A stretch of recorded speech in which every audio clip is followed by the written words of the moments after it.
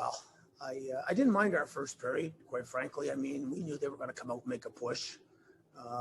They came off their 10-day break, and that was by far our best game of the year on Monday, and they were a little flat. As good as we were, we got to admit that they were flat compared to the previous 4 games we played them. So we knew that they were going to come out with some compete in the purpose tonight, and they did.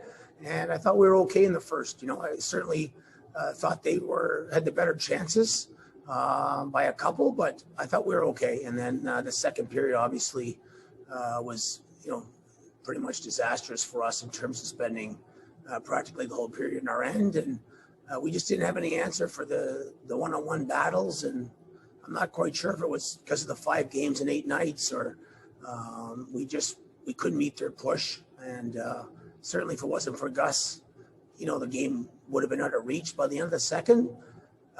So we wanted to regroup in the third and, get the power play goal. And unfortunately, there was a mistake made off that face-off, and, the goal went in, and that was, pretty much the game. With so many young players on your squad, is a quick goal like that kind of a lesson sometimes that you've got to be on all the time?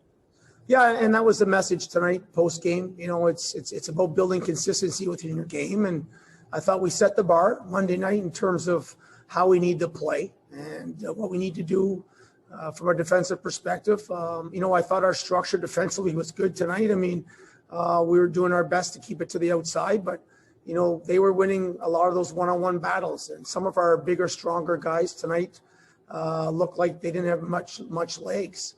So consequently, we weren't able to close fast enough to eliminate the play and get the puck and go back offensively. So, I thought our first period, our forecheck was hit or miss, and we addressed it after the first in the intermission about getting our F2 up a little closer to our F1 so we could turn some pucks over. But it seemed like a lot of guys just didn't have their legs enough to, to sustain any forechecking pressure. And certainly we had some guys trying to do too much of blue lines, and consequently it was going the other way. And, defending is the toughest thing to do in our game, and it tires you out. And, it didn't seem like we had a lot of juice just because we defended so much tonight.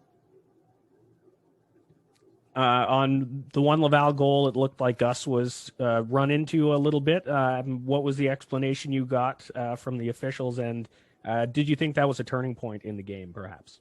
Well, Gus was certainly keeping us into that point, and I know there was a cross check there by JD. The cross check, the player landed and took our goalie completely out. I don't know, like, certainly if there was an ability to challenge that, we probably would have challenged it. But, I talked to the one ref, and they said they didn't see anything. So there's not much you can do about a play like that. And it was still only 1-0, and the second and third goal were just mistakes on our part. The second goal, we were trying to make a change, and Hubie Labrie decided to go in on the forecheck as a defenseman, where he probably just should have stayed back and let the change happen. And next thing you know, we got a forward coming off the bench trying to play D, and it's a 2-0 game. And then we didn't execute off the face-off, and for that third goal, because I did feel, at 2-1, you get the goalie back out with 2:23 left, and maybe you get the tying goal, and you steal a point and take your chances. But unfortunately, that didn't happen with the mistake of the third goal.